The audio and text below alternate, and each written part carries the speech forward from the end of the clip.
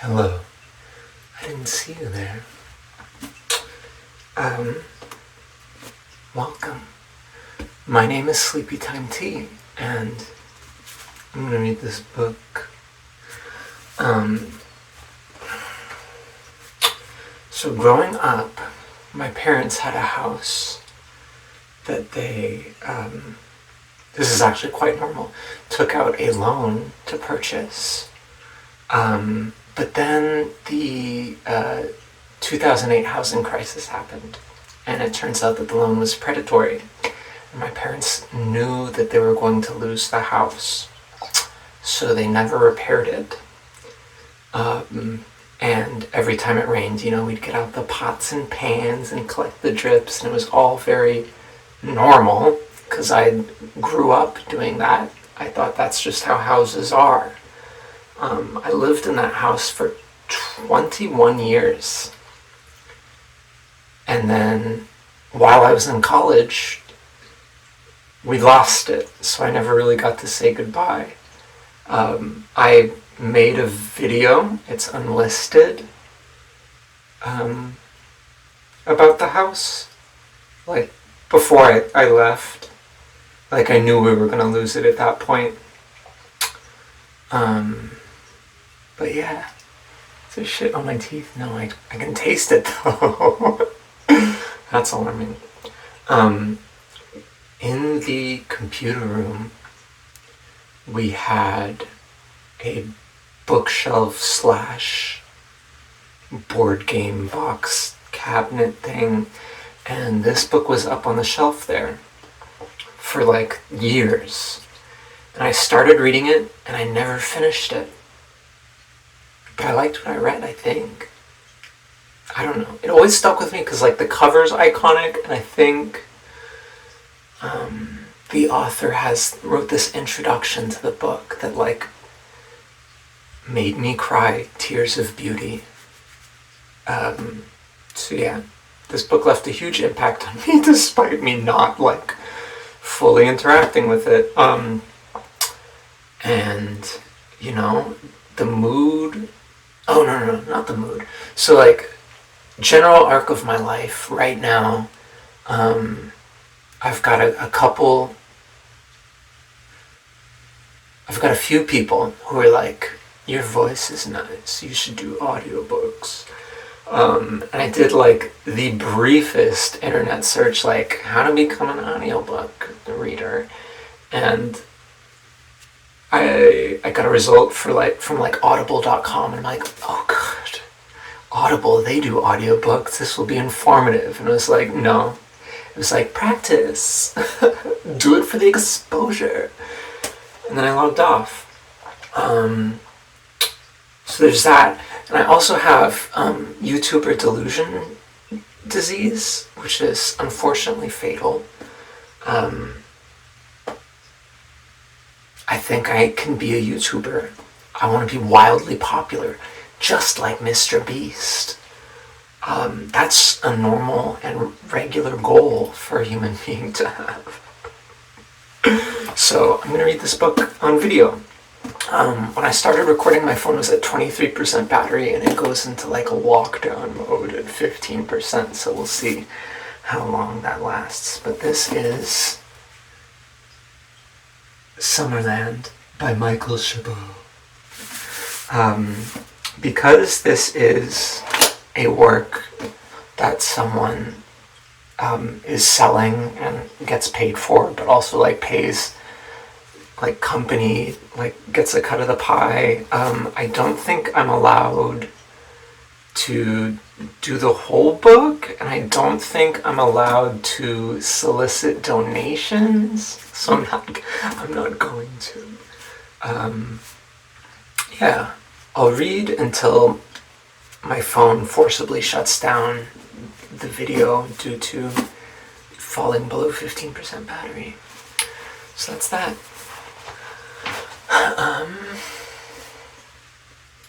Michael Chabot, Pulitzer Prize-winning author of The Amazing Adventures of Cavalier and Clay. Summerland, a novel. Summerland. Cool map. We love a cool map. Essential. Michael Chabot Summerland, Miramax Books, Hyperion Paperbacks for Children, New York. To Sophie, Zeke, and Ida Rose. First base. Wow, there's no intro? I could have sworn there was a juicy intro. Epilogue, Life, the World, and Baseball in the Days After the Flood. Okay. No, maybe I'm thinking of a different Michael Chabot book. Or maybe I'm thinking about a different book entirely. Anyway. The worst ball player in the history of Clam Island, Washington. Ethan said, "I hate baseball." He said it as he followed his father out of the house in his uniform and spikes, his jersey read Roosters in curvy red script. On the back it said, "Ruth's Fluff and Fold." "I hate it," he said again, knowing it was cruel. His father was a great lover of baseball, but Mr. Feld didn't say anything in reply. He just locked the door, tried the knob, and then put his arm around Ethan's shoulders. They walked down the muddy path to the driveway and got into Mr. Feld's Saab station wagon. The car's name was Skid Blatnier, but usually they just called her Skid. She was oranger than anything else within a 500-mile radius of Clam Island, including traffic cones, U-Haul trailers, and a fair number of actual oranges. She was so old that, as she went along, she made squeaking and rattling noises that sounded more like the sounds of a horse buggy than of an automobile.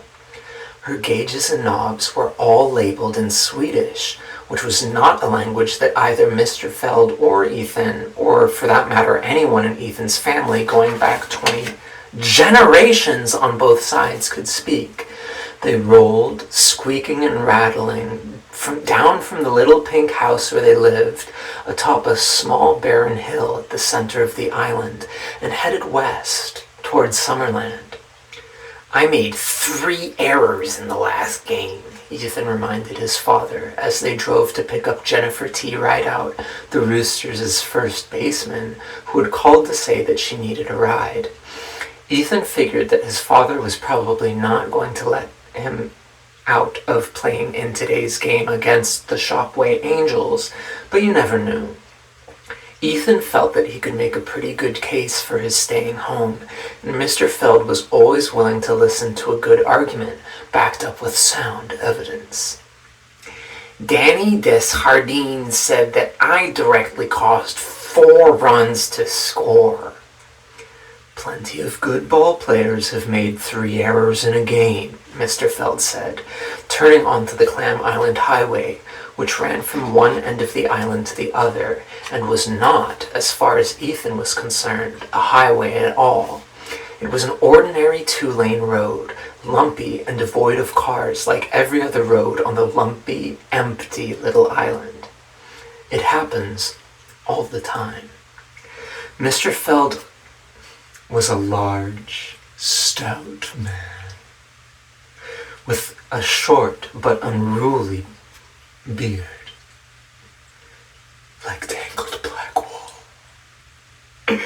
He was both a recent widower, marry me, and a designer of lighter-than-air dirigibles. Neither a class of person known for paying a lot of attention to clothes.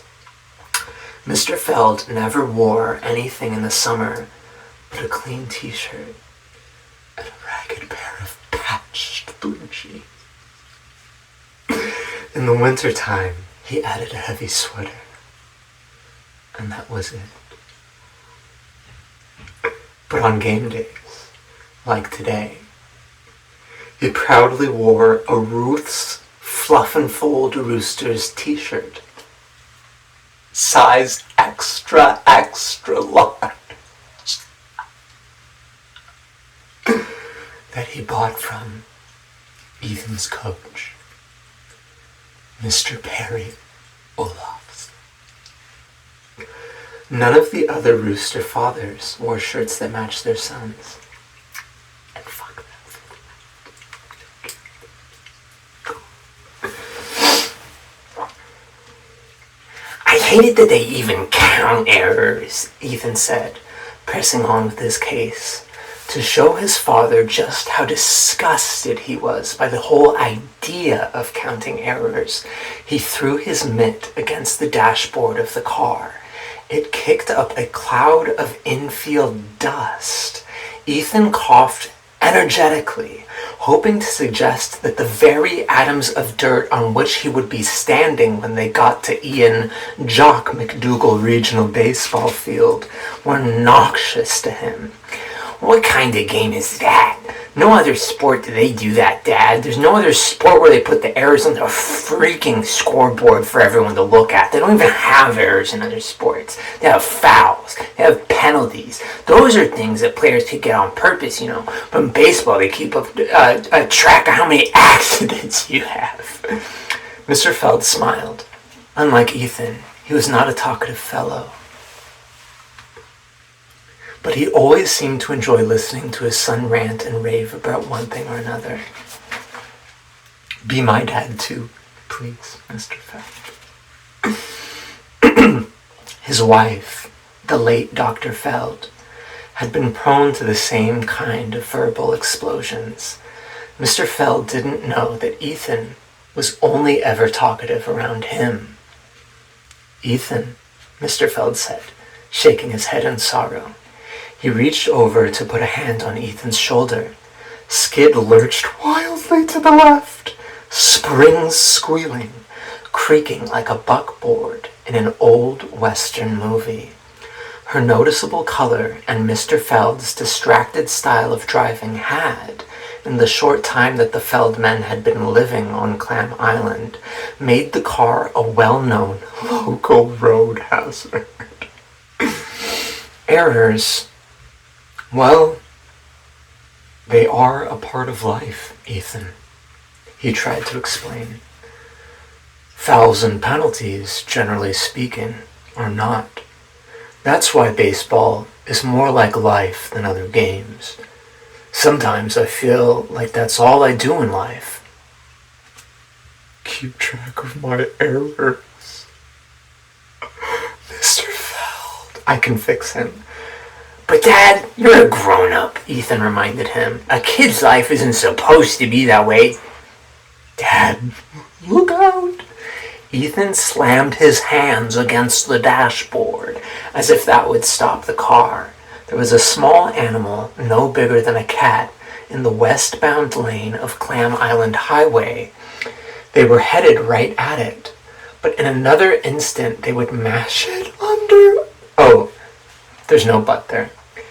In another instant they would mash it under their wheels, but the animal just seemed to be standing there, an alert little creature, rusty as a pile of leaves, sharp-eared, peering directly at Ethan with its big, round, staring black eyes. Stop! Ethan yelled. Mr. Feld hit the brakes, and the tires burped against the blacktop. The car shuddered, and then the engine stalled and died.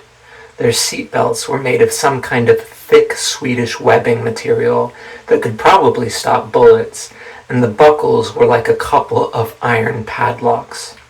So the Felds were all right. But Ethan's mitt flew out of his lap and banged into the glove compartment door, probably spewing up more of that noxious infield. We don't want to breathe that, Dad.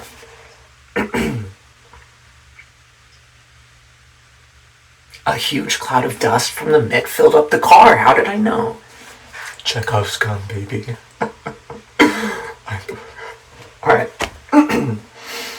Maps of Seattle, Colorado Springs, Philadelphia, and a very old one of, I don't know how to pronounce an O with 2 dots. Göteborg, Sweden, came tumbling out of the glove compartment, along with a Band-Aid can filled with quarters and a Rodrigo Buendia baseball card. "What is it? What was it?" said Mr. Feld, looking wildly around. He wiped the inside of the windshield with his forearm and peered out. There was nothing in the road at all now, and nothing moving in the trees on either side. Ethan had never seen anything emptier than the Clam Island highway at that moment.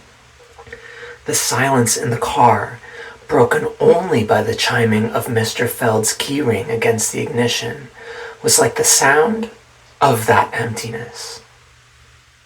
"Ethan, what did you see?"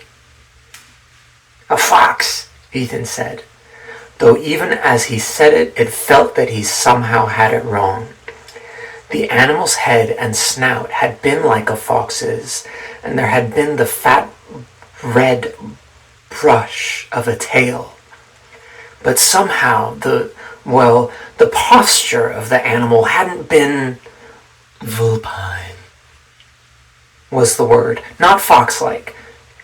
The thing had seemed to be standing, hunched over on its hind legs like a monkey, with its front paws scraping the ground. "I think it was a fox. Actually, come to think of it, it might have been a lemur." "A lemur," Mr. Feld said.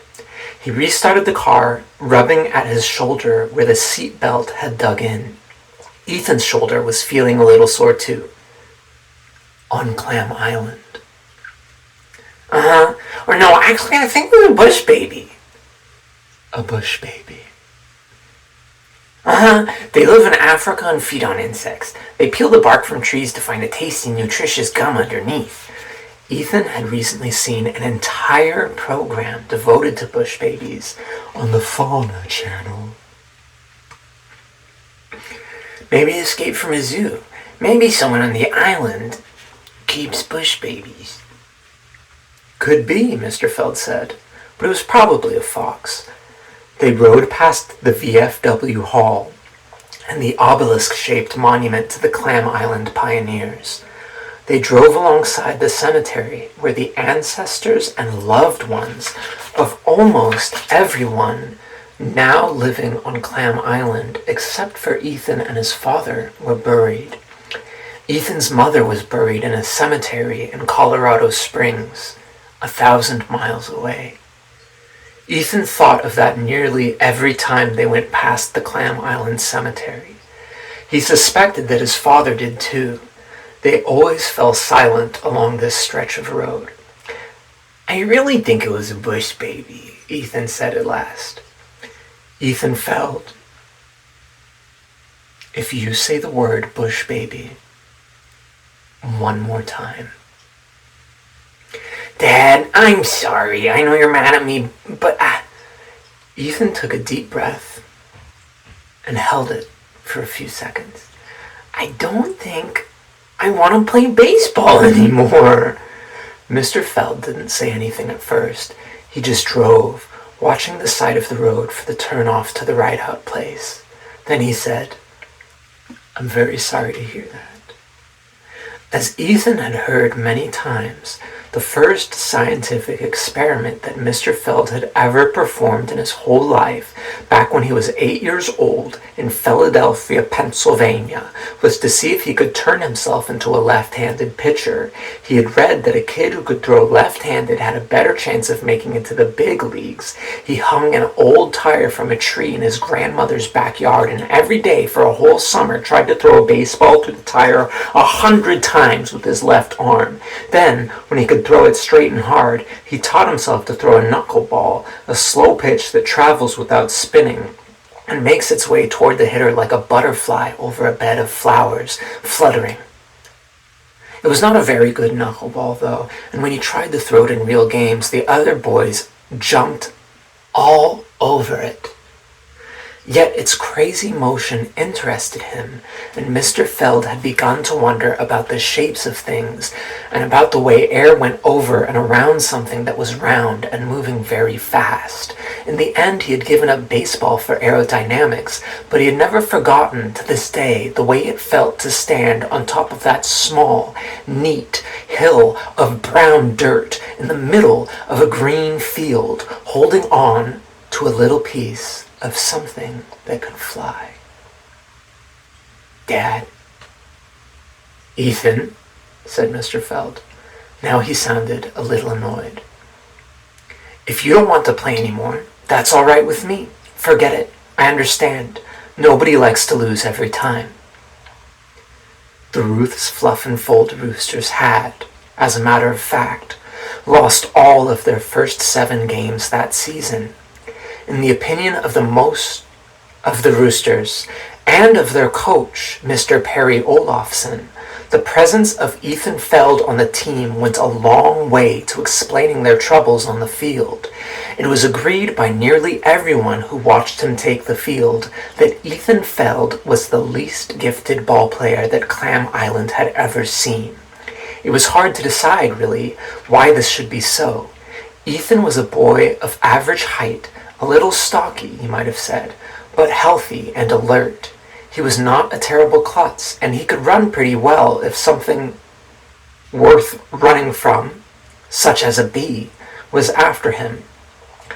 Yet every time he put on his uniform and stepped out onto the dusty gray dirt of Jock MacDougall Field, something seemed to go dreadfully wrong.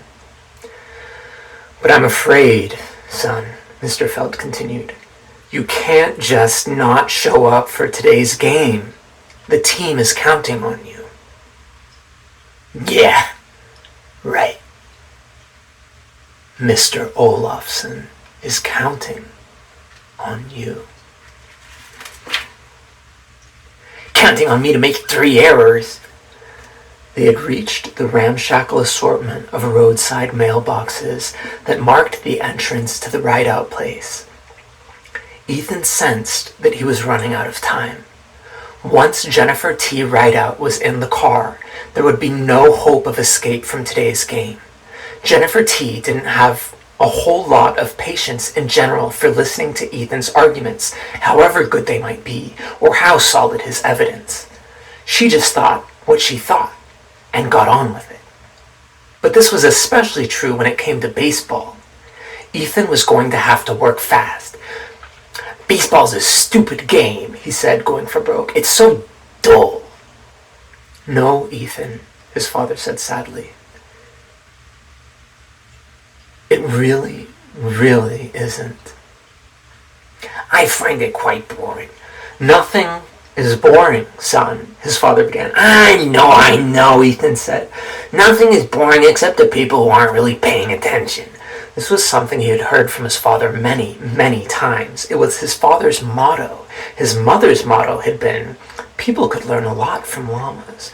His mother was a veterinarian. When the Felds lived in Colorado Springs, she had specialized in caring for the vigilant, fierce, and intelligent guard llamas that Rocky Mountain shepherders used to protect their flocks from dogs and coyotes.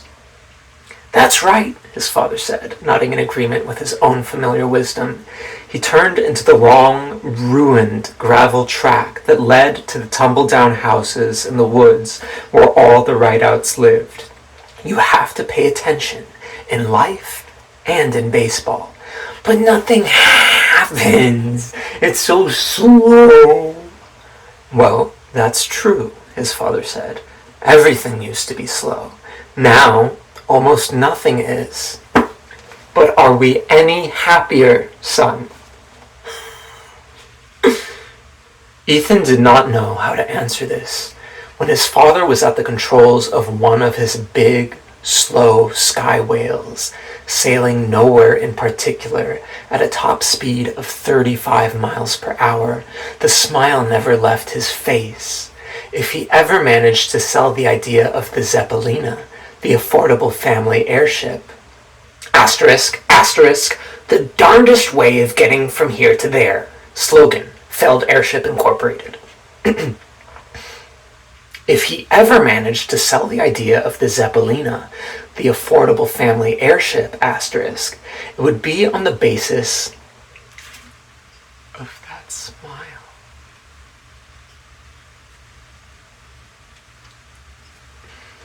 Mr. Feld, I would buy an affordable family airship from you, Mr. I would. I'm not even kidding. Mr. Feld pulled into a wash of gravel street mud in front of the house where Jennifer T. lived with her twin brothers Darren and Dirk, her grandmother, Billy Ann, her two great aunts, and her Uncle Mo. Everybody in the house was either very old or very young. Jennifer T.'s father did not seem to live anywhere at all. He just showed up from time to time, and her mother had gone to Alaska to work for a summer not long after the twins were born and never came back. Ethan wasn't too sure who was living in any of the three other houses scattered like dice in the green clearing, but they were all rideouts too. There had been rideouts on Clam Island for a very long time. They claimed to be descended from the original Indian inhabitants of the island, though in school Ethan had learned that when the first white settlers arrived on Clam Island in 1872, there was no one living there at all, Indian or otherwise. When Mrs. Clutch, the social studies teacher, had informed them of this, Jennifer T. got so angry that she bit a pencil in half. You go, girl. I wholeheartedly support women in STEM. Bite that pencil. Ethan had been very impressed by that. Me too, Ethan, me too. He was also impressed by Jennifer T.'s great Uncle Mo. What's the battery at? Oh, it fell below 15. We're at 10, and we're still recording. So as long as I don't hit 0, I think I need to press stop to give this a chance to, save. Actually, you know what? With my old phone, it would just shut off at, 20%. The battery was so fucky, and I don't have that with this phone yet, and I'd like to keep it that way, so let me wrap it up. I'm gonna finish this paragraph, and then we'll part ways. Mo Rideout was the oldest man Ethan had ever seen. He was a full-blooded Salishan Indian who, Jennifer T. said, had played in the... I just got lipstick on the book cover. I'm not going to read this word out loud. It's the N word. But the one that ends with O. Spanish. You know. Damn. This is the third time I've tried to read a book out loud, and it has the N-word in it. What do I do? Mo Rideout was the oldest man Ethan had ever seen. He was a full-blooded Salishan Indian who, Jennifer T. said, had played in the Black Leagues. And for 3 seasons with the Seattle Rainiers of the old Pacific Coast League. Long, long ago.